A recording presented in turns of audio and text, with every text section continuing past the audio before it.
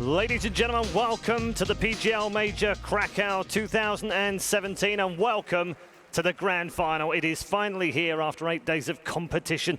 We've had just about everything, haven't we? A little bit of controversy, some drama, and surprises aplenty. We have the surprise final as well. Gambit Gaming, or Gambit Esports as they like to be called now, versus Immortals, going head-to-head over 3 maps in front of a capacity crowd. And I'm sure they'll be cheering, despite the fact that they did lose the crowd favourites yesterday. Talking of which, let's take a trip down memory lane to day 2.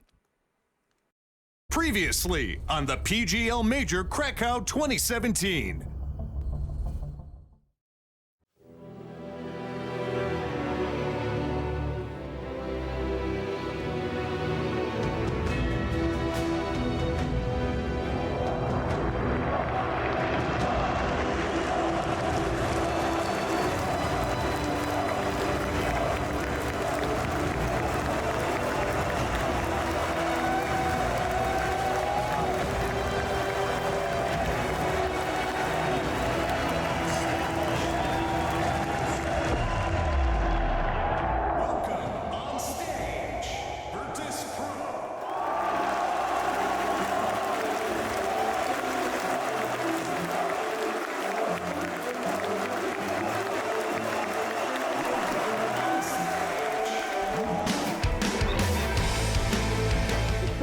Chance to just equalize the score. Oh, he's hiding right at the edge of the smoke. Config doesn't know it. Snacks trying to sneak up behind him. Config not really aware of what's going on yet. This could be a lost AK very quick, and the timing here is favoring Snacks. And is he really going to go for the knife? Oh my God! He takes down Config with a knife in the quarterfinals with everything on the line. It is not looking good. They're trying to see if they can get down, but they're standing on top of the fire and getting shot through the smoke. And Bialy here to block them off with a smoke, waiting. Cajun goes down. Bialy again, he does it with a third coming in, and that's the quad kill.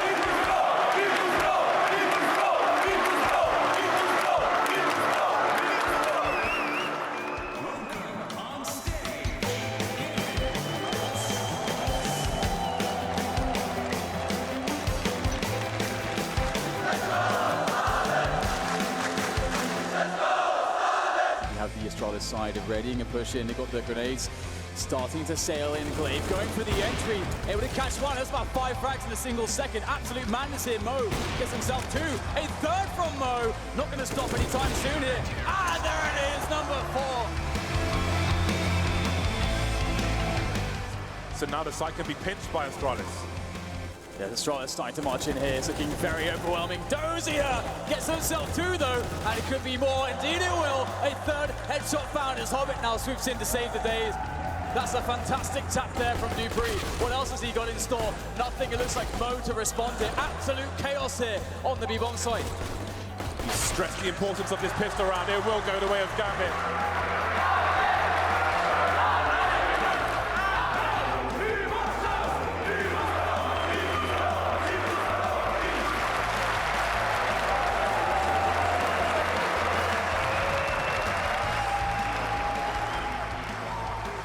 Bialy that goes down, fast play from KNG to go for the flank. Snacks has to shut them both down, and he might. Oh, he might indeed! How does Snacks always find position? He is so sneaky. Pasha though, 4 versus 1. We'll see if he can do anything with this. Bombs down and connected. There's the first kill, something to build upon, but I'm not believing just yet. Up against the double orbs, and all right, now we've got a chance. Has the sight to work with Lucas. Oh, just barely goes under the crosshair. Walks in when he looks away. What a shot! What a shot from Pasha. 6 HP. Plants as open as he possibly dare in the sight. And how does he choose to approach it? Stay on the AK because an AWP was down. He's going to go all the way back through vents. Henny just came from there. Henny's going to have no idea. Smoke goes onto it. He's not peeking it yet. Pasha needs patience. Henny spotted. He knows he's not on it. Gets him in the open. Goes to the smoke. Taz goes to the smoke. He won't find it. It's done. Immortals from a minor to a major final. A Brazilian team will be in the grand final of a major again, but it's not SK. It's the Twins and the King who's carried them through. And hearts break. Virtus Pro, what a run, but they cannot go further.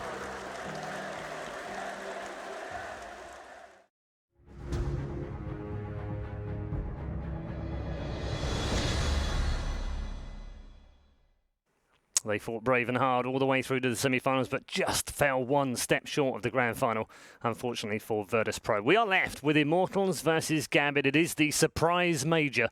Two teams that didn't stand a chance, according to most of the experts at the start of this. Maybe they could have got into the quarters, but no one predicted this grand final, including the two men alongside me, and through no fault of their own. Yanko and Moses join me for the grand final. Gents, it's the surprise final. It's the one that no one could have predicted. It's an exciting final, though, because we have two teams who have spent so long with players on these teams trying to get to this point. I mean, Zeus obviously coming from Navi, the heartbreak there. You know, Immortals emerging finally from SK's shadow in the Brazilian scene. They've been spent so long as the second best team. Now they've taken them over, at least in this one tournament. This is phenomenal stuff coming into this match. That's the key things about this final, isn't it, Yanko? You do have that, as Jason said, that Zeus kind of. I just wonder how much Navi players are sitting back home going, maybe we made a bit of a mistake here. They knew they made a mistake a long while ago. Yeah, maybe they did. But also on the other side is the Immortals players have always been considered a feeder team without being rude about them for the SK lineup. Now, they've broken out of the shadow here. Regardless of what happens, they've made the major final. Yeah, and it's amazing that, this is a team that's been struggling to just make the majors for a very long time, even though, they were among maybe not the top 10, but the top 15 at least. A lot of people felt they deserved a place there. But if this major has shown anything, there's no such thing as deserves to win or deserves to be placed here and there. You have to fight for it. You have to earn it. And Immortals have definitely earned their spot in this grand final. I mean, that's the thing about both teams, right? They've played good Counter-Strike through this tournament. They've beaten very good teams who have been, won tournaments over the last few months. And yet these guys somehow have found it within themselves to go up against that. Immortals yesterday against Virtus.pro, against the crowd, against them. Still managed to come through brilliantly. Gambit, same thing, playing Astralis, defending champions. Especially being as if you're Gambit, they did it without like a Dren being this explosive player that he was through the group stage. He's, Dren's the sole reason they got to the playoffs, and then everyone else kind of stepped up around that. And Astralis is a very difficult team to beat because you can't just beat them with skills, you can't just beat them with tactics. You have to have the whole package. And at least for this moment, I mentioned it last night when we were closing on the broadcast. Both these teams have just found the perfect time to peak as lineups. And at the moment, Gambit, I mean, that's just amazing what we've seen out of them. The level of play they brought into this tournament after an atrocious boot camp by their own admission is absolutely insane. Yeah, I think Dren told me privately they didn't win a single practice match in the 2 weeks leading up to the major. It's incredible. That's just insane. Even by a fluke, you would win some at least. You got to win one, right? Listen, generally, we could sit here and say, yes, practice results don't really matter that much. You're trying out new things, perhaps changing things. You shouldn't really look to it. But if you're really having such a terrible practice run leading up to the major, how do you come in with confidence, right? And I think that's why it was very important for Gambit to get off to a good start. If Gambit loses their first game, they might go out 0-3. In a world where they get tilted, they get angry towards each other. We know how, these CIS teams can get very, very emotional. So I think it was that strong start and them getting a 3-0 and then just building off of that. Players getting ready backstage to come into the arena. Just very quickly, while we get the opportunity before the grand final starts, quick reflection back on the tournament as a whole. How's it been for you? It's been, it's been very fun. Obviously, these upsets are kind of interesting. I mean, it's a bummer seeing some of the teams that you want. Like, I mean, that Astralis Virtus.pro rematch was looking good for a while. Oh, I thought you were going to say Cloud9. would have been nice to have them on the stage for at least a game. It happens, Paul. We're used to it by now. But I mean, the SK Astralis matchup. There's been so many good matchups that we've had in the first half of the year, and the crazy thing is, we only get one of them because I mean, you think FaZe and the matchups they've had with both SK and Astralis in grand finals have been epic, and they didn't even make it to the playoffs. So this major has just been very interesting. It's like throwing everything out the window that we thought we knew coming in. Full of surprises, Paul. That's why we've nicknamed it. We've nicknamed it the surprise major. We've had the Tech9 major, we've had the NIP major, we've had the Fnatic major. This one's the surprise one. So, right, ladies and gentlemen, hold on to your chairs, raise the roof of the Krakow Arena once more, and welcome your two grand finalists.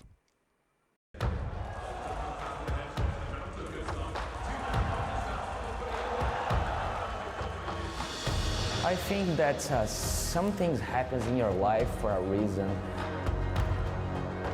I mean, of course, I would love to be legendary like them.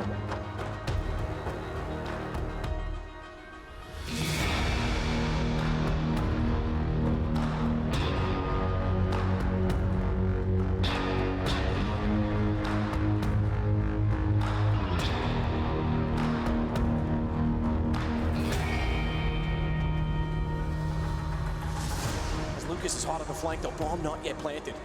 If he times this, he could easily take down the planter. He's got to be careful with his aim, and he's followed it up. resets it, and goes back for next. The platform, and Eddie, he finds another kill as well. Takes two! This is falling apart for me. He's up to top three on 15 HP. The bomb has not been planted. Surely he can't do it. And it's Henny who steps up just when they need him. 3 kills in the round. But again to next, a chance to work with a man advantage and the HP of Steel, but Steel goes overlooked. Timing everything. Timing off for Lucas as he looks the wrong way. K&G gets back in position. Another 2 plays from the secondary office. Keeve goes back out. He can't get around the corner. It's shut down. 10-3. They need to control it. Taz goes to the smoke. Taz goes to the smoke. He won't find it. It's done.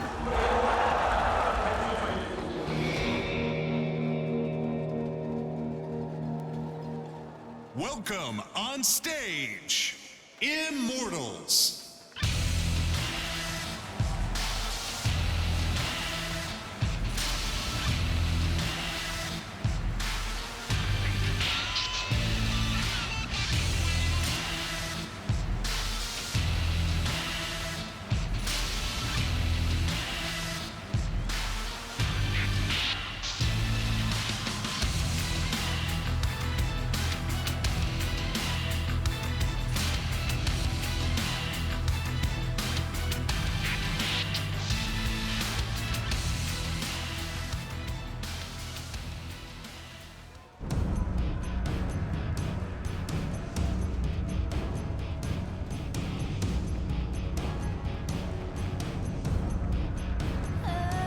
We got something special, we got some major magic.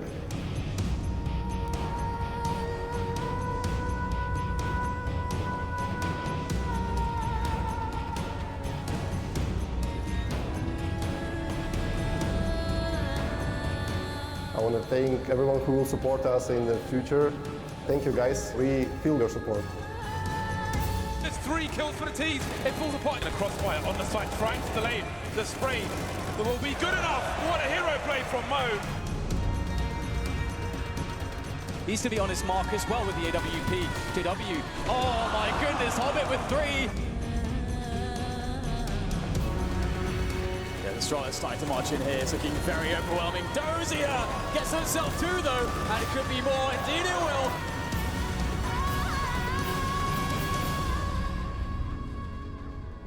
Welcome on stage, Gambit Esports.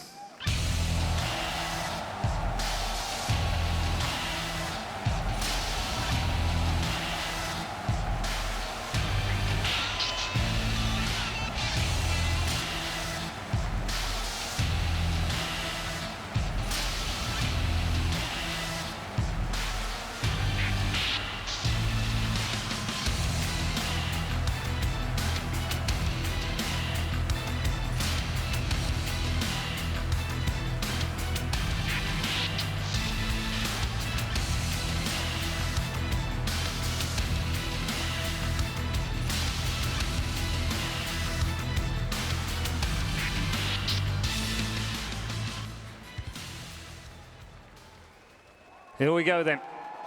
The grand final is almost set. Players will return to their booths. We'll discuss the various merits of Gambit and Immortals, their road and path to the grand final as they get ready for the vetoes and the start of our first map of the grand final. Best of 3, remember, and this $1 million major will be underway as far as the grand final is concerned. Janko, we'll start with Gambit and talk about their run through first of all, because it has been an impressive run. You know, even before the semi-finals and playing Astralis, it was still a good run. I mean, they only lost 1 map so far in this tournament. That was the Inferno game versus Astralis, and they had, you know, difficult opponents. Even when you look at the group stages, Mousesports first, G2, Virtus Pro, then the Fnatic, which did look rejuvenated a little bit in this tournament in the quarterfinals, and obviously the defending champions Astralis in the semis. And Adren is the highest-rated player of the team, but it didn't feel like he was carrying the team through those playoff games. It felt more like he had great games in the group stages. It was more of a team effort. Dosha and Zeus having a great game in the quarterfinal. I think that's one of the main reasons why Gambit is becoming a serious contender and why they're in the grand finals, because Doja stepped up his game in a sense that, to me, like early in 2017, he was a bit of a liability. Maybe towards the end of 2016, couldn't get the kills that he needed to. But now he stepped up his game. He's winning a couple of clutches for the team every now and then, and that's allowing everyone else to play with a little less pressure. And we focus on the good stuff. Is Adren, obviously. Funny you pick up Dozier, because he's the lowest rated player in this grand final. He's 42nd on the HLTV list for the major. Not terrible, because he's at 1.02. He's had a positive influence on the team. But you feel like maybe if he has a good game today, that could be the difference between the two teams. Absolutely, and part of it is you even saw yesterday just any one player stepping up. We saw it with Immortals as well, but even on Gambit side of things, it was Mo against Astralis who just has one good game. Because you don't necessarily need those players like Doja, like Mo, to carry you through the series. You need them to get you one map, right? Yep. It's the guys like Adren, the guys like Hobbit and Zeus is Calling that are going to carry you through the 3-map series. You just need them for the little extra at times when you're struggling. And I mean, especially Doja's playstyle. I mean, just a little, not the most cerebral player, not the most aggressive player, but he does play. He kind of is that anchor. He gets a lot of impact kills when bomb sites are taken. He's very important to get kills in that role, at least the damage being dealt. And if he comes up big, the defense of the CT sides for Gambit are going to go well. There's only one player in this grand final, Yanko, that has experience of playing in a grand final. He's done it twice before with Na'Vi. Both times ended up on the wrong side of the match, and this is third time the charm, I guess, for Zeus. But with that in-game leadership, and obviously we saw in the semi-final, he's quite happy to take an in-game timeout during a round as well. Brilliantly done, great execution. He's got the team playing the way he wants it, and he's got that experience to pass on to the other four in the grand final. And he's got the authority, right? When he talks, the rest of the team is quiet and they listen. And they do whatever needs to be done, and that's definitely important for any team. We've been talking about the resurgence of tactical Counter-Strike and the importance of in-game leaders, and Zeus hasn't been slouching in the fragging department either. That last game, I already mentioned him in the quarterfinals, in the semifinals yesterday on that last map on Train. I think he was even top fragging for the team. So that's something that you really don't expect from him. And the thing is, when Zeus does it, he's usually at times the guy going in first, or the guy sacrificing himself for the team so the rest of the players can do their thing. So if he has a good game, means he's creating a lot of space. That's exactly what I was going to say about Zeus. Is not only in the games against Astralis, on that Train game specifically, when Astralis is making this run and their T side is just getting bogged down, not only does he find out what needs to be adjusted, but he adjusted, and then he's the one who lead the way in the change-up. He's the one who comes down ladder. I mean, they started to figure out that they had to get ladder room taken care of on the T side. They had to flush Dupree out of there, and Zeus is the one who comes running down first to eliminate him. So just taking the reins of his own kind of tactical prowess. Moving over to the Immortals team. They are the second Brazilian team, of course, to play in the grand final. Two of these players, of course, have played at a major, but the other three are playing in their first major. They can effectively do what Taco did in SK's, or as the Luminosity as they were back then, when they won his first ever major. So they can replicate that. There are three in the team, of course. But I guess the one we focus on is this man on the screen right now, Henny. We expect good AWPing from him, Yanko. We expect him to be in the right place at the right time. Hasn't always happened. He's actually their lowest rated player at the major so far. Yeah, that's the thing with him. He's very inconsistent as an AWPer. But the problem is for the opponents, once he has a good game, it's usually a really, really good game. And actually yesterday's map against Virtus Pro, the Mirage game, was actually one of the weird games where Henny was just consistent, like not super flashy, just getting a couple of kills every other round or so, breaking apart VP's default and so on. And I think that's what you need from an AWPer first and foremost, and then everything else is a bonus. Who else do you see as a key player? Because KNG's also picked up that AWP, and they love this two AWP setup on both sides, it seems. They kind of have to with AWPers with players that both like to AWP and are both effective with it. But the one good thing about KNG is we've also seen he can do it with rifles as well. So you normally see him pass up on the AWP if Henny needs it. I think there's two players that one of them needs to step up, and it's Bolts and Lucas. And we've seen both of them do it at different times during this event, and that's all they need. It's just one of them. But you do need those riflers in front of the AWPers. You do need them having success. You cannot just rely on the AWPers to be able to find you picks, to start opening up bomb sites from range. Because if you're doing that, the AWP is just one of those weapons where you can't be so aggressive with it in terms of how you swarm a bomb site. You have to kind of rely on a mistake being made by the opposition, and that's not always going to happen. So you need the AK-47s. You need the guys like Bolts and Lucas, and even Steel, who's been phenomenal, even as an in-game leader, pushing into the sites. Yeah. I mean, for me, a very, very apparent thing about Immortals, so to speak, is yesterday they were a different team. Like, we've never seen Immortals so composed, so focused. They just seemed like they know what they want to do. They have a clear game plan, and the only thing we're going to focus on is executing it. Let's not get too ahead of ourselves, not get too emotional, forget about all the banter and, you know, jumping on our seats when we clutch around. Let's just keep our eyes on the prize, which is winning this series against VP, which is going to be extremely difficult. And that Immortals is way more dangerous than the Immortals we see previous. You know, the Immortals which are emotional, they, you know, live or die by those emotions, and if things start going wrong, like for example that Pasha 1v4 we saw yesterday, that they might just tilt after that round, and the game can fall apart for them. Do you think there was a little bit to respect towards Virtus.pro and the crowd yesterday as well? They wanted to keep that calm.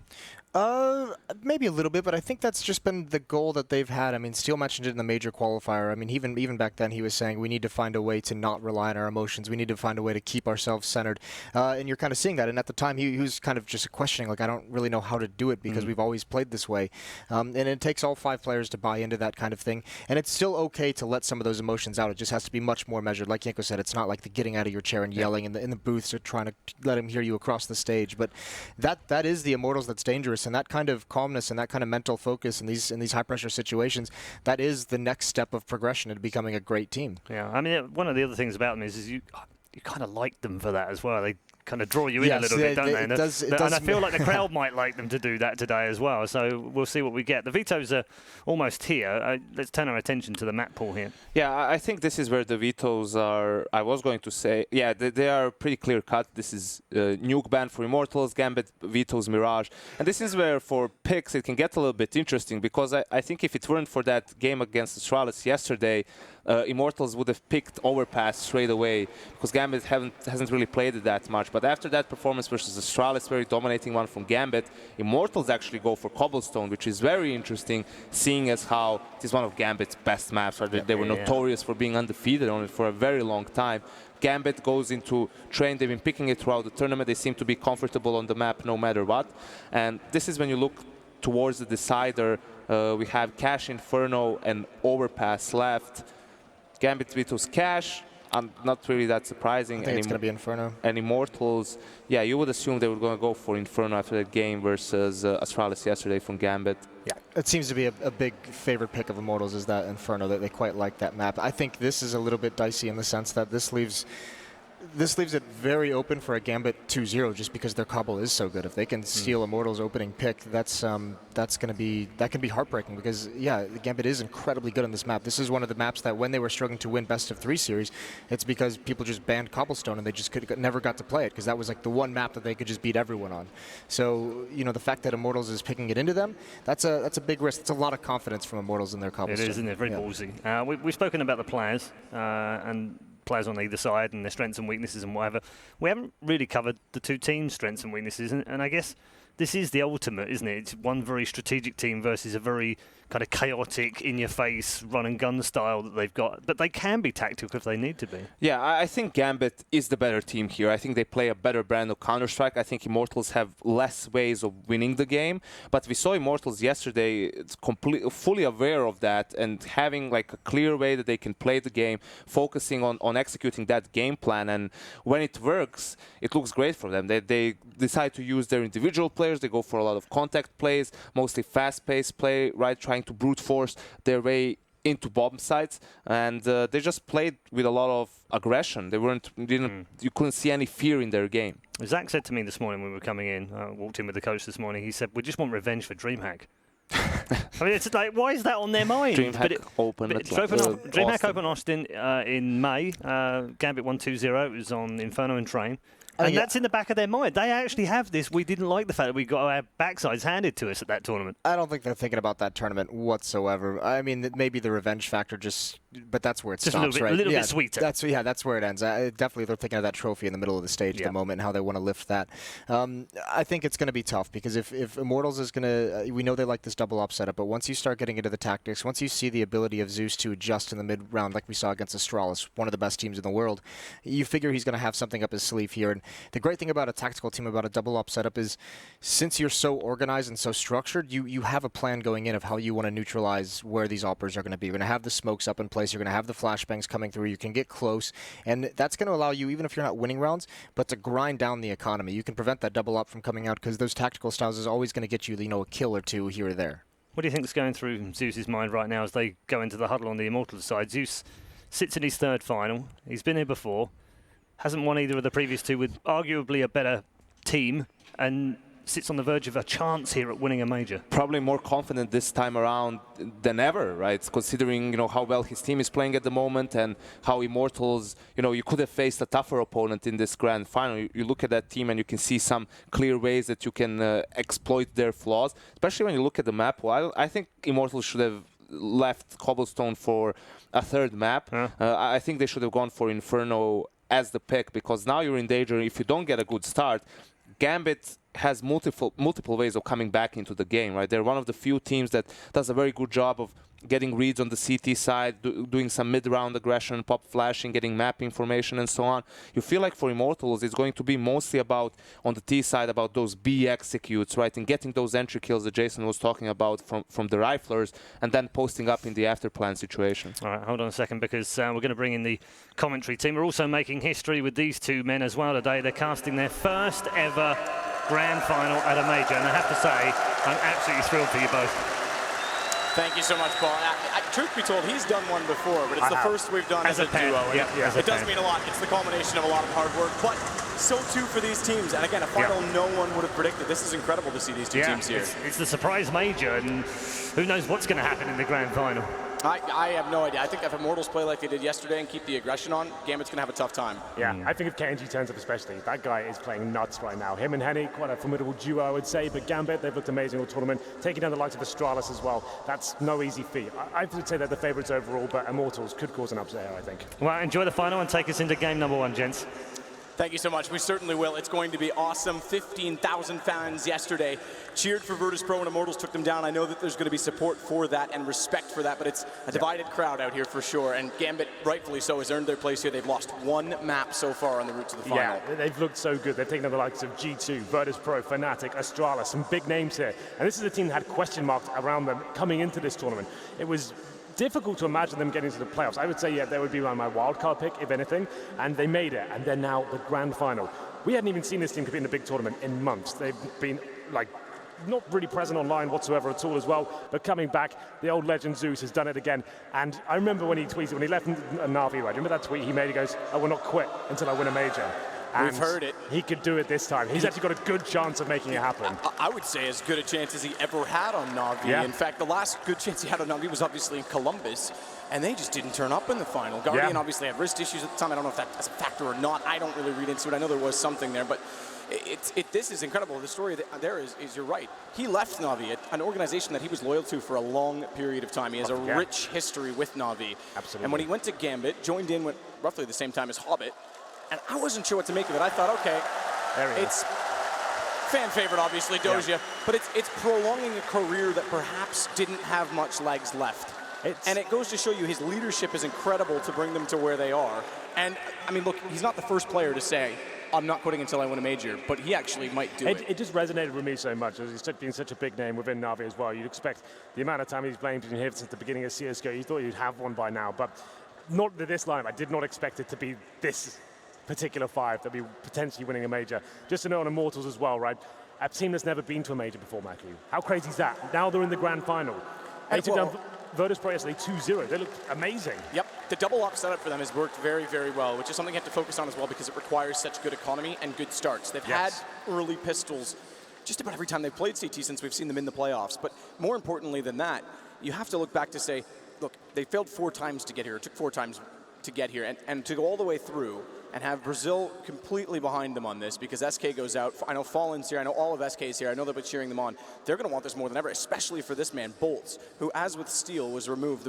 I guess not most recent removals, but the last shuffle in full effect, you could say. The FNX thing's a little bit different, but that SK had. And again, similar to Zeus, goes down to what was essentially at the time the B team. Well, I think they've outgrown the shadow of SK at this point, and they are a team in their own right. They deserve to be here.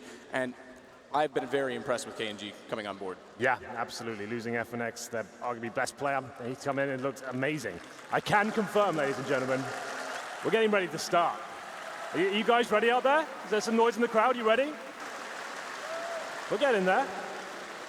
Well, the first map's going to be Cobblestone. Gambit Gaming versus Immortals here. The CT start for Gambit. We'll be starting momentarily as we jump into the server. This is a very special time of the year for Counter-Strike map. The major grand final. Ladies and gentlemen, we're about to get into it. Let's make some noise. The most passionate fans we have. 15,000 of you again today. Sold out once more. PGL is absolutely loving Poland. And I gotta say, I'm loving it too. We'll see how Gambit and Immortals feel about it because they get underway. 4 sets of armor, a kit for Dozia. Some Gambit Gaming on the CT side, obviously, therefore. KNG, Lucas, and Bolts are the ones equipped to go heavy hitting, but they've got a decent amount of utility for the Brazilians to start it off, and they're gonna head out toward B. Flash goes back in. Hobbit, as always, will play platform, and it's with the USP. He starts off, but gets taken down. Lucas with the opening kill of the final. This is looking very good now, but they're stifled, trying to get off that platform. It's going to be Mo fighting back. The first USP headshot comes in, 4 and 4, but it's a brawl. The Brazilians are coming into the B. Bombtai emphatically here, fighting every single frag. It's just Dozia, nothing you can do about it. And there it is, Immortals with a simple B-side attack, open things up, taking down the first B platform player. It looked like they potentially wouldn't get out at that point, but they just completely made their way through and took down every single frag required.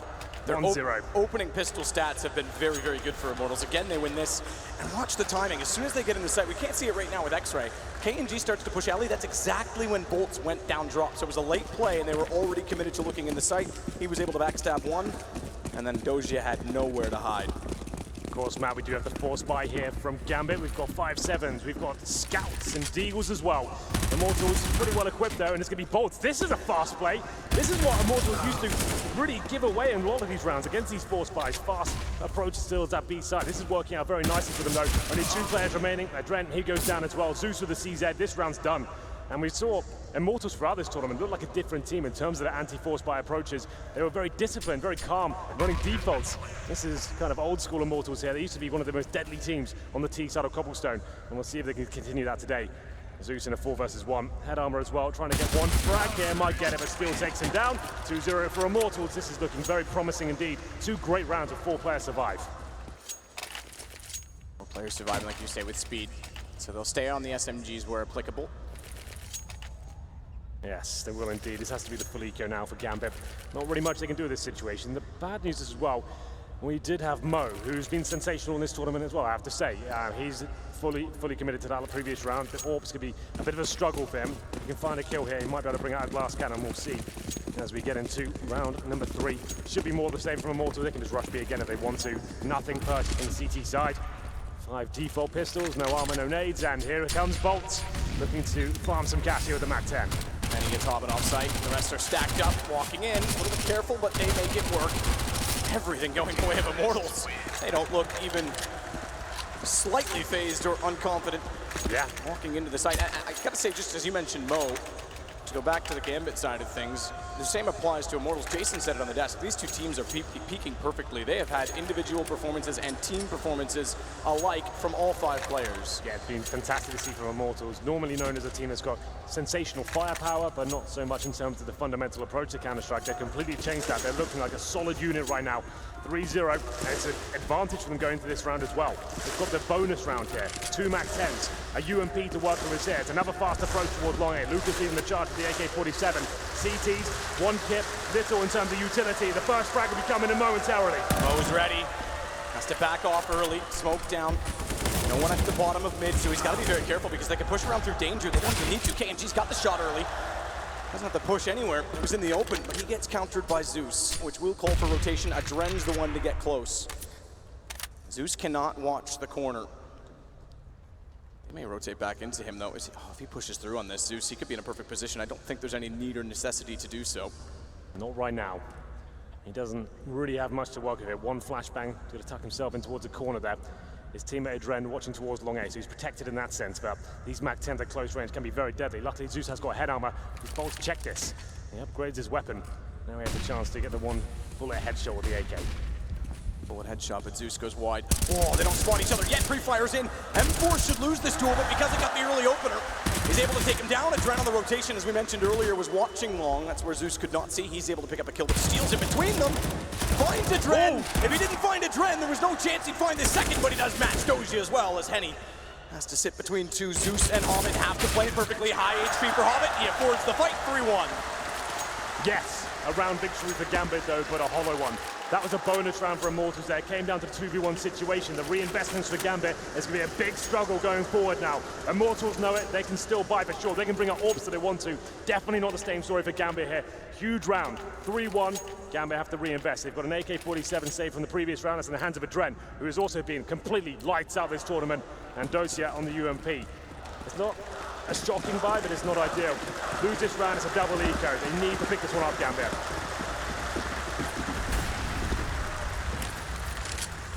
Hobbit's going to go back out toward Long B. They'll stay tight at the rock. 4 players inside of B if you include Doji at drop.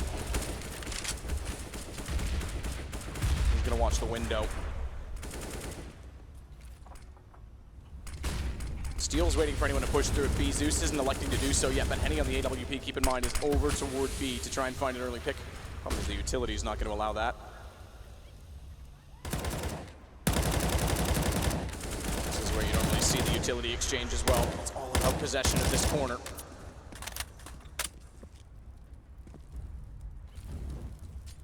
But waits. Not quite in the Hobbit hole, but he goes to the archway, wants to be baited in by Mo. Baited in indeed! Oh, nearly misses the shot. Bomb gets dropped. He only manages one. Mo thankfully takes down KNG as well, but oversteps, and Lucas finds both of them on entry.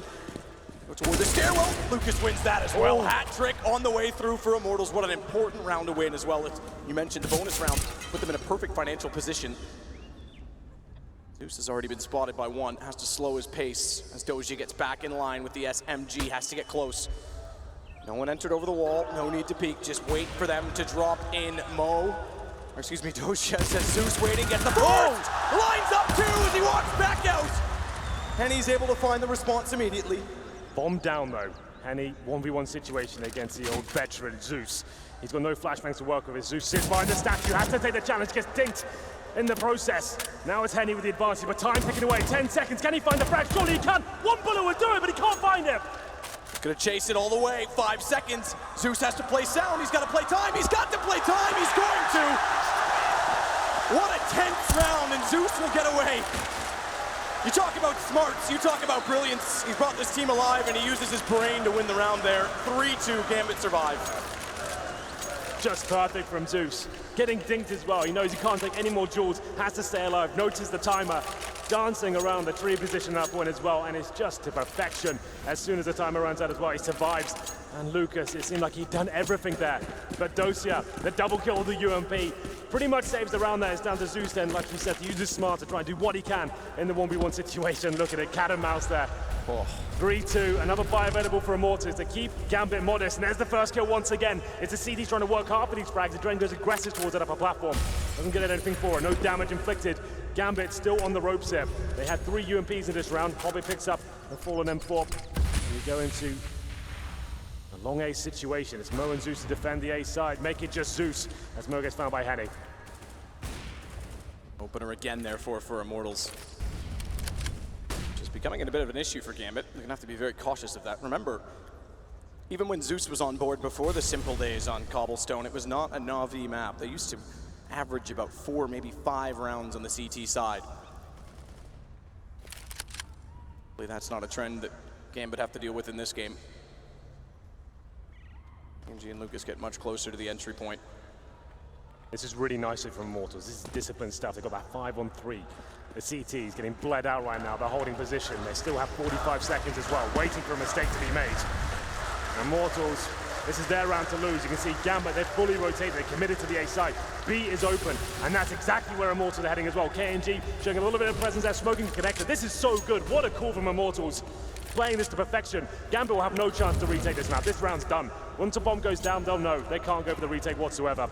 And I have to say, the little weaponry they have, I think they're saving already. They know it's over. Zeus, Dosia, and Hobbit go and tuck themselves in towards the A site. Perfectly played there from Immortals. And they knew it as well. They had a couple of unlucky situations there with the clutches, but overall, this has been a perfectly called round. And the hunt begins. KNG, he's not letting him get away. He's about to fight him. He's trying to isolate it by crouching down. Manages to get Doja, but Zeus still had an angle. It's not like they have tons of money left over after the very good start at the bonus round. KNG only has about 500 left in the bank, but obviously they're going to pick up the round, so they can afford to invest one person to chase. The rest will sit back and allow the M4s to be saved. Gambit, on the other hand, going into a third round loss bonus with not much money to work with. Yeah, this could be their unraveling at this stage. Saving 2 weapons, they'll probably force around it. We know the money is not existing at this point, only getting $1,400 into the next round. Immortals extend the lead to 4-2. A very, very nice round. That's just textbook Counter-Strike there. Getting the map control, finding the pick, not giving too much away. They used to have a lack of discipline, I would say, this team. They would get the one pick and then fully commit. They're trying to over-swarm the bomb site and try and get that bomb down as quickly as possible. This is just classic Counter-Strike there. Holding up, waiting for the CTs to make mistakes, bleeding out their utility, and walking into an open bomb site. Doesn't get much better than that. And as I said, the CTs probably will try and force around this situation. 3 UMPs come out, 2 saved M4s. They do have a few smoke grenades to work with here, but 1 kip. The Immortals know the force play is very likely by these 2 saved rifles, but it's up to Henny now to open up the map once again. It's on the AWP.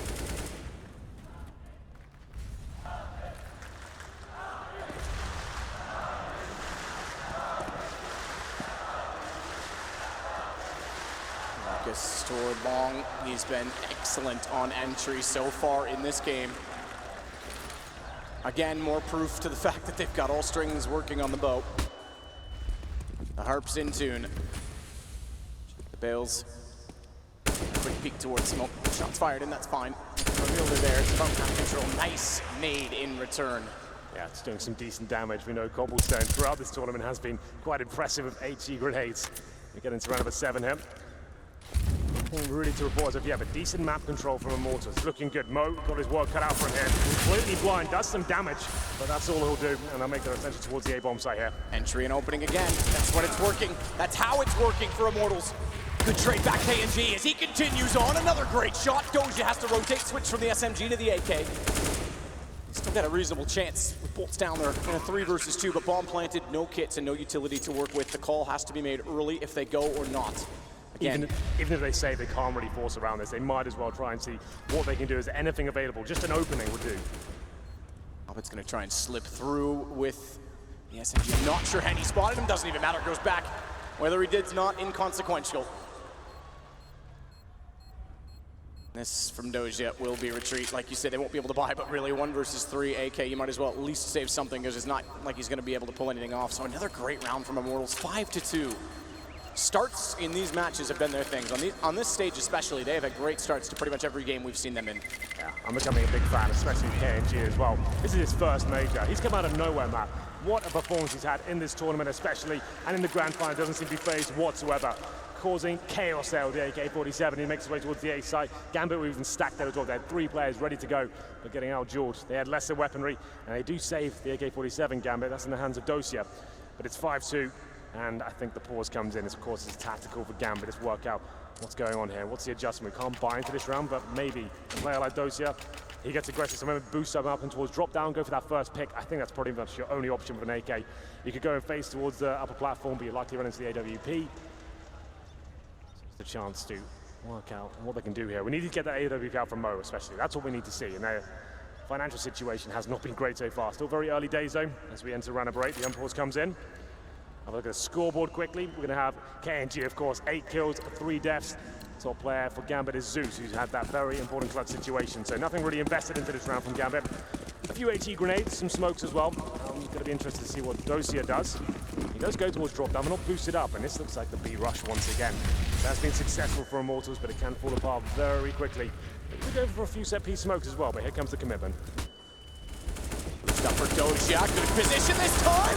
Goes back out. There's 3 letters in sex, and he's the god of all 3 kills. Bolts. He's going to wrap back around and do what he can. Tags go through. It's Doja down to 19. But the round is in the favor of Gambit. Henny continuing on with the T side of the AWP. They're locked out for now, but the HP's low enough. Immortals have been impressive. Doja's up to 4. Not quite going to get the ace. Henny's pulled it back 1-on-1.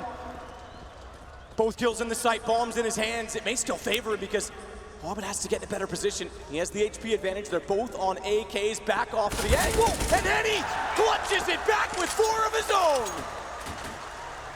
What a round that was. How has Dozier pulled off 4 kills? They had 1 AK-47 into that one. You think he's done it. That's surely it. But Henny, known as an AWPer, steps up there with the AK-47, pulls it back in favor of Immortals, 6-2. This is going to be a good grand final. 2 very skilled teams on the server right now.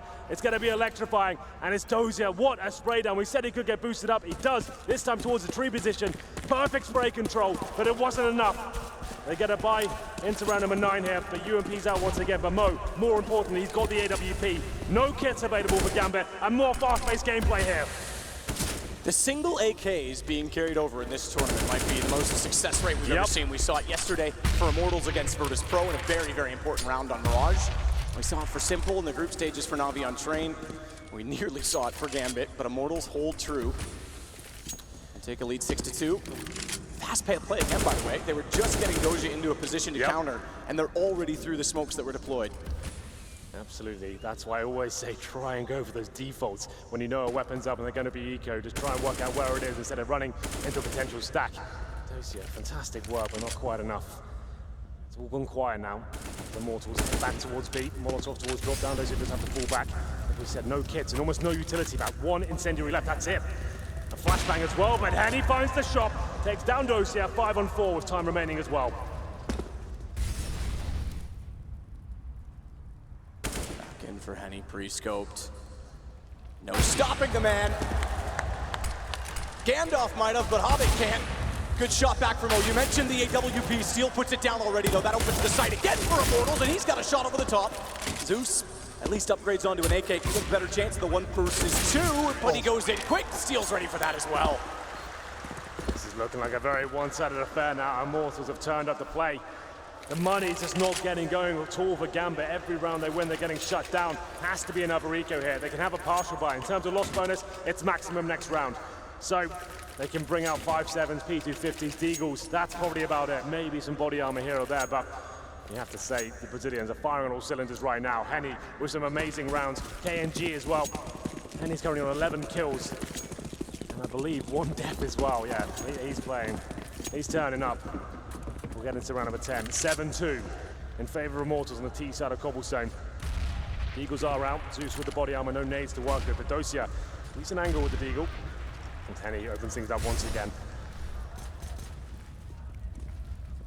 Immortals are doing such good work again early to put themselves in a really unreachable position. KNG trying to start it. Decent shot, Dozier.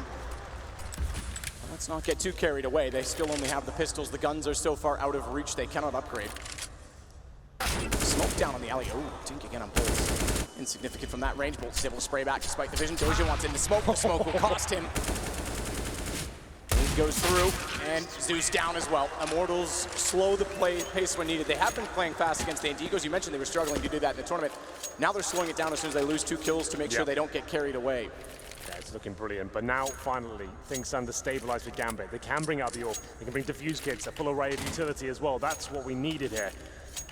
This team doesn't usually fall back to the double AWP setup, so I don't think we'll be seeing much of that from them. Hobbit. At one point was looking like one of the most exciting players in CSGO. We'll see if he can step up here. Hasn't really shown much in this grand final as of yet, but still early days.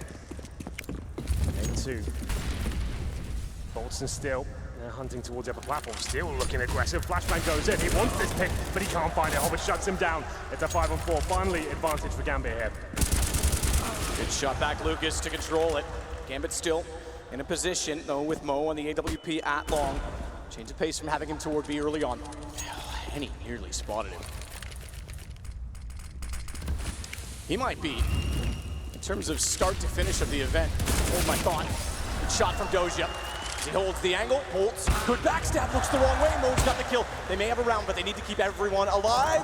Shake hands, boys. We're all friends. They've lost track of each other ever so slightly. That puts Henny behind, but a missed shot.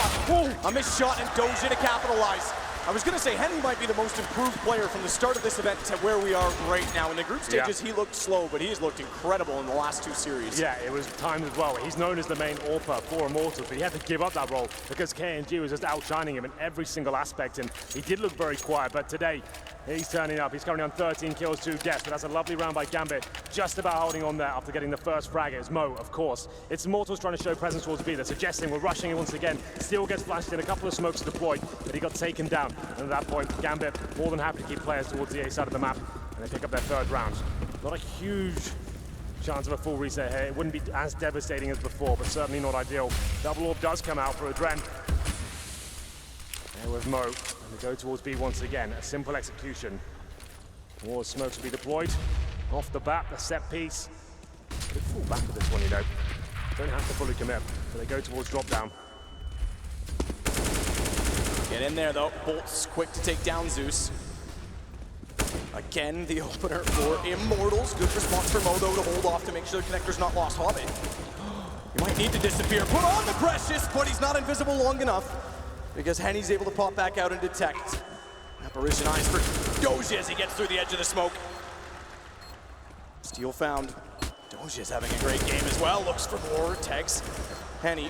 Needs to be aware that KNG's still inside of the site. He's going to go looking for him. Mo just needs to hold an angle on the AWP. He's going to try. And it'll be toward the wall because he knows that as well. The AWP, is Henny, is in the same position. It's in the position and he's found it. Good read. Nearly gets set for the other. But it's the king to clutch. And he will do just that. Doja walks into it. 9 for Immortals. Huge performance from KNG once again. Immortals, that is looking so good right now.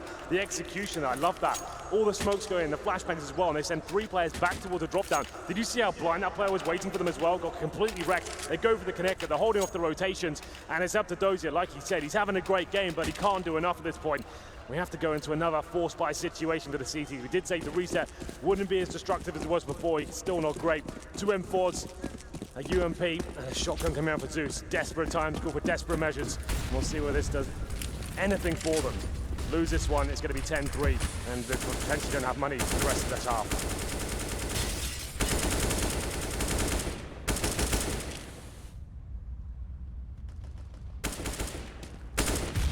Not had much time to sit back and let the play materialize in this. It's been so high-paced as we expected between these 2 teams, but this round a lot slower. It will slow down when Gambit on the T side. Guarantee that. Yes. Yes, that's a CIS special, that one is. They might not have a chance to make a dent at this rate. No kits, no smokes, no incendiaries. A couple of flashbangs and a decoy. That's all Gambit have to work with here. Slow and methodical stuff from Immortals so far. Full default bombs down in the B halls. Lucas working towards long A. That's going to be a key duel over there. Mo waiting on the other side. Here it comes. Can Lucas find this pick? Doesn't want to fully commit just yet. As he falls back, we might have to focus towards the B side.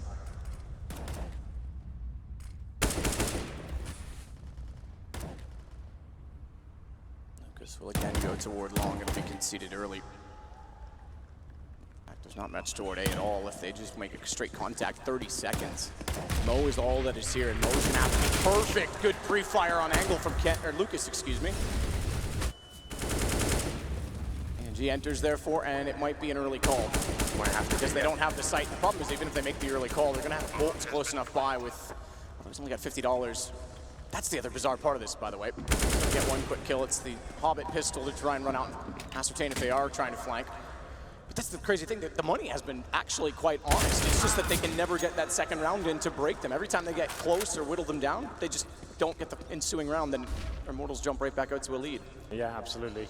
Immortals this time, another slow default. They know that the Gambit economy was going to be weak, trying to ascertain what kind of weaponry they really have there. Going towards long A, Lucas slowly but surely got to the end. He gets that first pick, calls the A sides open, and Gambit, they have no choice but to save. You need utility to retake the A bomb site, especially when you have the map disadvantage as well. You're going to attempt that. You need defuse kits, and they just didn't have either. And 3 weapons saved for Gambit, but still, things looking pretty bleak. Immortals playing out of their minds right now. Top fraggers at the moment. Bolts, he had another great tournament. He's been fantastic in this major campaign. Ever since the minor to the qualifier itself and getting to this event, been so consistent for them. Really developed as a player since we saw him playing for Luminosity. Let's not forget to reflect back on Immortals' journey even into the playoffs. In a 2-1 matchup, they played against SK. Yep. And we were thinking to ourselves, okay, again, SK. Then, and I'm going to take this phrase again, they're no longer the baby brother, but at the time, still the team everyone was favoring in this event. Immortals, they just finally made it to a major. SK did beat them quite convincingly. We weren't even sure Immortals were going to make the playoffs. And then they take down a number of incredible teams. Big was on a run, Immortals bested them. Virtus Pro at home in front of all of these fans, Immortals bested them. And now Gambit, the team that sits at 7-1, who took down Astralis, are struggling against what I would call just firepower at this point. And a great approach as well. There's a great mixture of pace. Very slow defaults, fast set pieces, fast commitments in terms of rushes as well. They keep mixing it up, and Gambit just can't get comfortable here. It's round number 14, the closing sectors of the first half. Looks like that fast pace is coming in once again, but it works against KNG this time. Mo with the pistol gets him the advantage. And he might be able to get the rifle as well. I don't think it's in his reach as he takes a nade to the face. Back off for Mo because the flame's too hot.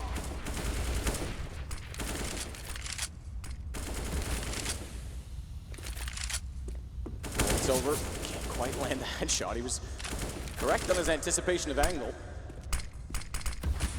Poke off the drop room. That'll control and contain for a moment longer. Still the man advantage despite not having the weapons. They're trying to get that rifle in towards the drop-down position. They know they need it. Mo has managed to get boosted up. Hasn't found it just yet. Low HP, surely dealt with. A couple of frags for Immortals. Make it 3. It's all starting to fall apart once again for Gambit. It's going to be the AK-47 for Dosia and Adren on the M4. 1 kit, no nades, and this is the play. Can he do anything with it? Apparently not. It's going to be round number 11 for Immortals, guaranteed at this point. Dosia at the upper platform has to try and do something with this one. He needs to start posting rounds on the board here. Back to a good read. Bomb. I take it back. It's not going to go all the way around. 35 seconds. They're just going to push in. They know Doge is definitely in the site somewhere. And the boost up a drop. Even though they had the man advantage, they didn't have the guns and pistols, so they wanted to still take the fight. Fortunately, this time Immortals, as I mentioned, when they are up against San Diego, slow down after losing the man. I got another round. Surprised not to see more timeouts, by the way. Just to note as well, we commented this yesterday. If you remember Immortals when they first got on the stage there, how emotional and passionate they were, jumping out of their seats, they looked so calm. They said to themselves, like we've spoken to Zach, the coach, is saying like, we know we're not going to win games like that. Sure, it might help us at the time, but when things go wrong, we need to be calm. We want a slow-paced gameplay as well. Everyone has to know their role and playing with discipline. I think that as much had to do with responding to Big as well. A lot of knives in that game, a lot of nade damage. It was a brawl. We know Tabson and Lagia love to taunt. So I think that was just literally going back and forth with Big. Yeah, exactly. Well, it's round number 15, man. Looking for 12-3, and as we said, Gambit, fantastic T-sided team, but they might not have a chance to even show us what they're made of on that side. Likely to be 12-3, they lose a pistol, this could be a very, very quick game. The first map of the grand final here, the major. Gambit up against the ropes here. They've got 3 UMPs, 2 pistols. Round number 15. Immortals, once again, just dissecting the map. And so good at this. Baiting on that CT utility, and once again, it's non-existent. 1 incendiary. They just haven't had a stable economy throughout this first map. Bolts is going to go, but could overstep Hobbit's close position. He's been tagged considerably, so too is Steel. If they push through, there's a crossfire set, but Hobbit able to slide up the wall. Could surprise them all. KNG especially doesn't have a gun drawn. Finds for kill, wants the gun, but gets a little bit too tunneled and zoned in toward it. Catches him out. Got some good damage in though, so it's not a 4-on-4, which technically favors the T-side, and even more so with the current buys, but still 52 HP, Bolts 27, as they start their contact play towards the B side, up to the Adren with the UMP. Defensive position, not fully committing, has to cause damage here. Adren wants to swing out, perfectly times it. No kill from Steel, in fact, took damage. I'm not worse for wear in the initial exchange, not to mention the second, but the twins again step up. Henny and Lucas finding kills. Down to Zeus and Mo, both of which are on UMPs, one of which is on a flank. Made the flank work, Mo finds the kill. Henny's in the open, they know it. Mo's picked up an AK, but he has to get Lucas first. He knows he's gonna be faced off by Lucas. Has the tighter angle. Whoa-wee, risky on the movement, risky on the play, and Henny with the fast snap to the left. He's gonna put Immortals on 12-3 at half. We said Henny's had a quiet tournament. But in the grand final, in the first half, he dropped 18 frags, clutches out the last round as well. He's died 3 times. How nuts is that? Henny has been amazing here. We said KNG's been the MVP for Immortals, but so far Henny, he has stepped up. He's delivered something world-class here. Gambit, look at his 6s and 7s right now. They don't really know what they can do about this situation. Lose this pistol, this map's over. It won't be happening. And Matt, I've spotted something quite interesting here towards the pistol. We've got some Julies out, but maybe that's the reason we might have a pause. Are we okay? We're okay. It's fine. The Julies are going to be committed. I was about to say, surely they're not going to be used, but they are going to be used. Here we go. 2 is better than 1. That's what I've always said, Henry. It's true. Sometimes 4. Mo goes out toward long with the dualies in hand. I don't get this at all. It's the first time in a major final we've had Julies, I think. All the way around the corner. Dualies gonna have to be aggressive. Doja's got 1. Dualies can be aggressive. Jumping and firing. 2 back in sight, though, and Steel's got first kills. What is the 3rd one? Because he doesn't even need to. He's got his teammate there to peek him beside. Bolts does nothing. And Henny pops out to close it. Steel shuts them down. And you mentioned the pistol being the end. Well, it might be indeed. 13-3. And momentum for the CT side. 1 lifeline left. I'm sure all CSGO fans know how deadly the Tech-9 can be. Along with the Desert Eagle as well, this force fight does come in. It's not over just yet. They can squeeze this round out just about, but it's unlikely. But still, everyone seems to be performing for Immortals right now. This 5-man unit seems to be getting better and better as the tournament gets through. And Zeus knows like, it. why are we buying Julies, guys? Why are we doing this? You got 1 kill, I guess, but you just end at the range at that point. It's an interesting decision, but there you go. And we're going to have a long air rush here from Mo. Trying to take down Lucas, but I don't think he'll get this kill. Yeah, taken down. 5 on 4.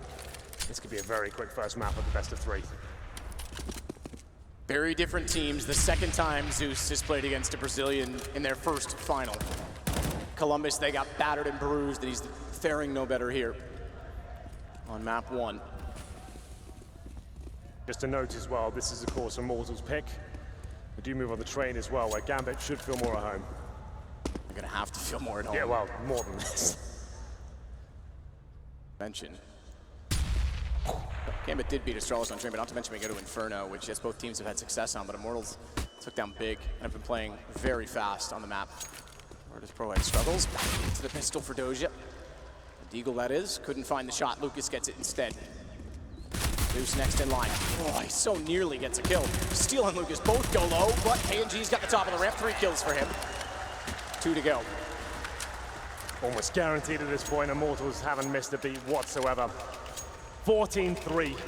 We did say Gambit, they could stand a chance on the T side. Zeus's teams historically, especially in Na'Vi, they were T-sided specialists on this map alone. You remember, Na'Vi used to get 5 rounds on Cobblestone, and then they'd be lights out on the T side because the tactics were so strong. Him in particular, he was always very good on this map, but I don't think we'll get a chance to see that kind of performance. They have to force buy once again. It's not ideal. And the financial turmoil for Gambit continues. It just haven't been established in this map, and Immortals completely shutting them down in every facet of the game. Deagles, Tech-9s, sure there's armor, but a couple of smokes and flashbangs, that's about all they have to work with. Immortals know how tantalizingly close they are to closing this game out. No mistakes now, no aggression, let's just hold up, get the crossfires established. Do not give anything away to these Deagles. And shots in, Doja's tagged as well. Starts it, takes down a Dren. Knew that he was in the corner, didn't know if he wanted to overcommit to the peak or not, but still managed to make it work. By the way, he's intentionally waiting out toward the statue at T. He's gonna head toward B's pawn, or excuse me, B tunnels now, Doja. They're losing men elsewhere. He's hoping maybe there'll be an opening, someone rotating around, he can catch the kill and then go get the plant, but that doesn't look likely at this point in time. 5 versus 2, KG, excuse me, is still alive on 17, which is more than Doja has. This has just been clinical. I can't tell you many mistakes Immortals have made, if any. It's been a perfect performance so far. Gambit, I don't have a response. It's going to be Dosia and Mo, low HP. The Eagles out, but one of that's gone. It's going to be Dosia now with the Tech-9. Surely this is map point, indeed it is. Immortals have looked too strong. Yeah, absolutely. A challenger team. Interestingly enough, I had a conversation, I think it was with Anders in Cologne, saying, I think this could be the first time we have a challenger team go all the way through. Yeah. I was speaking maybe more about Cloud9's performance in Cologne, more specifically maybe G2, who had to go back down. I did not expect this, and this is absolutely incredible. They're about to go up 1 map. I need just 1 more. Yeah, it's been a masterclass of Counter-Strike. We'll break it down after this round, but still, it's desperate once more. Gambit, maybe just the B-rush here. The Eagles, Tech 9s, trying to do what they can. Push through the fire, hope for the best. Henny to defend. And he gets to the corner. Perfectly positioned. If they were to drop through, which they do, down goes Adren. He slips behind once more, but Doge is aware. Tech 9s are actually accumulating kills. Hobbits found another as Mo trades back. It's ball planted, headshot onto Lucas. Now they've got a real chance with that damage as well, but they themselves are not exactly perfect for life. Nade being thrown, Mo knew he had a chance to capitalize, and KNG can't hit the shot on the op. We're not done yet. Gambit's got life, but a very, very marginal life at that. 15-4, it's going to take 11 rounds in a row. No mistakes at this point from Gambit. But the bad news is they haven't exactly broken the economy of Immortals. Double orbs coming out, and that's when they've been the absolute best on these CT sides. Henny, KNG, what a formidable duo that's going to be. Do Gambit have what it takes to get any deeper into this game? I think this one's done, I'm going to call it now, but it's good for Gambit to accumulate some rounds. I'll get warmed up on the stage, try and get the bigger names fragging, and see if Adren, he can find something here. He's been great for this tournament. He's currently on 5 for 17. He's just dropped off into his obscurity here. Has to start stepping up so that he can get like 5 rounds in a row at this point. Let's get his confidence back. They might be looking good for Train. Something we've mentioned before, players just getting rounds alive, getting some kills on the board to make sure that they have that confidence that you speak of, but a lot of time to do it. Mo's gonna get KNG back. Still just 2 left to find. It may go down to just 1. Steel has Adren. All onto Mo for Immortals to take map 1. Convincingly, anticlimactically in some ways, if you're on the Gambit side of things.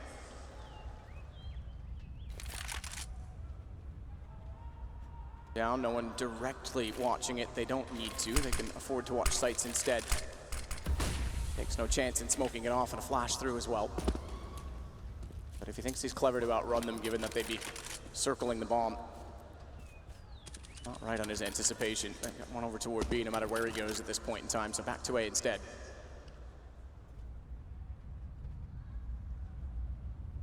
All versus 1.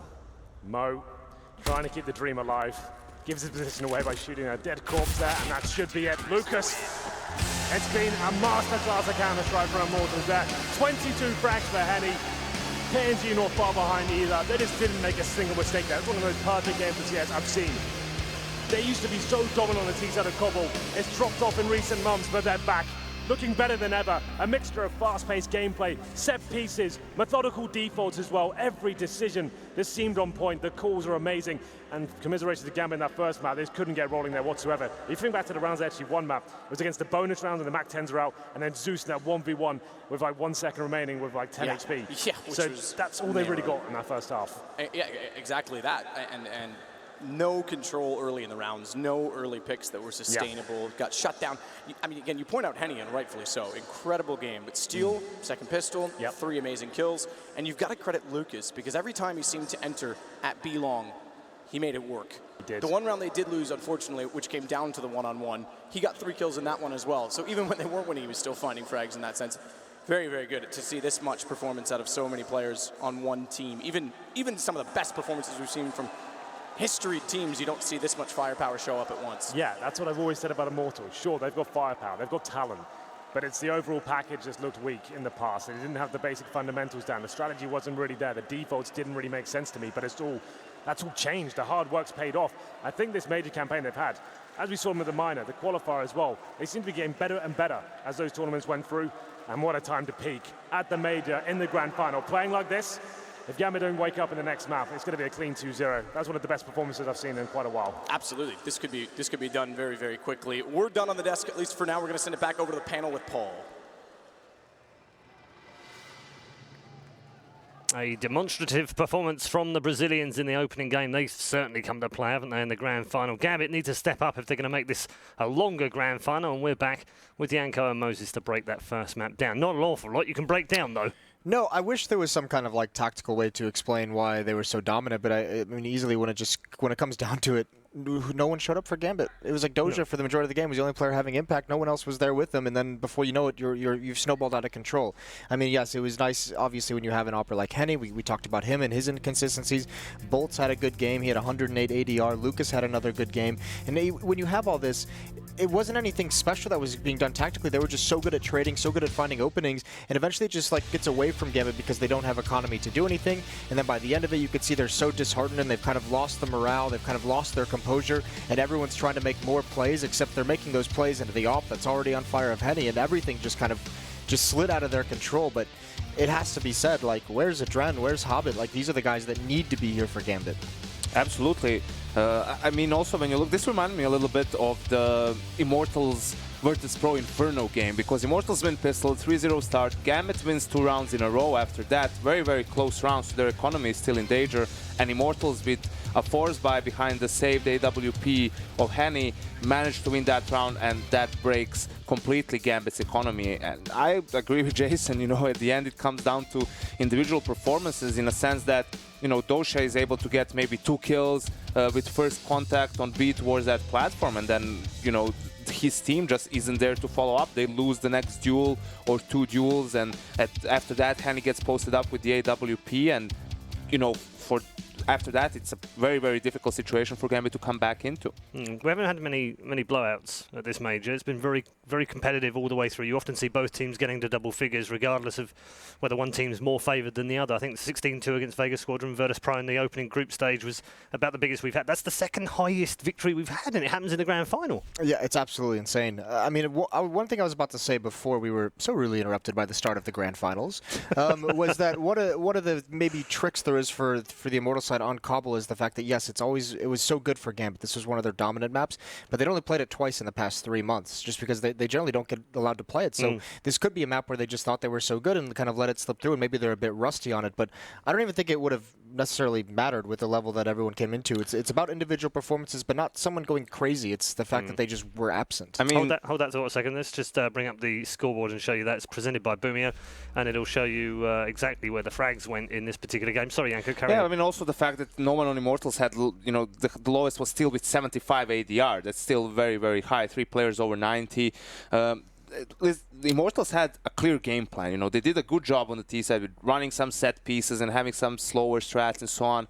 But at the end of the day, it was the fact that they were getting the entry kills every single time that made everything look so easy. You know, you have that one round also towards A, for example, where Mo is just falling back and Lucas by himself is creeping up towards A holes, and he gets that kill on him in stables, and that breaks the round. You know, that one kill, simply because the rest of the team is in no position to rotate. Immortals did a good job of rotating back to A from B, and Gambit's forced to save. We mentioned our MVP, which we'll show you in just a second, at the start of the show, as a man that sometimes doesn't show up, but definitely showed up in the first game. Our MVP for game number 1 is Henny on the AWP. Yeah, this guy loves Poland, and I think one of the great things is something that suits his style of opping very, very well, and is on this map, is that B platform. Like Keiko mentioned, once his team gets him secured in that position in a post-plan situation with his op at that box on platform, he's so strong. This is like, that's where he likes. He likes the peaks on each side of the boxes. He likes being aggressive. He can take those peaks and find cover very, very quickly. Very fast firing speed as well. So whenever he got into that position, it almost felt like he was unstoppable. Like you just couldn't get him out of there. Okay, we're going to take a quick break. Don't go too far away, though, because we're going to get more thoughts from Moses and Yanko after the break as we head into game number 2 and see whether Gambit can get back on even terms.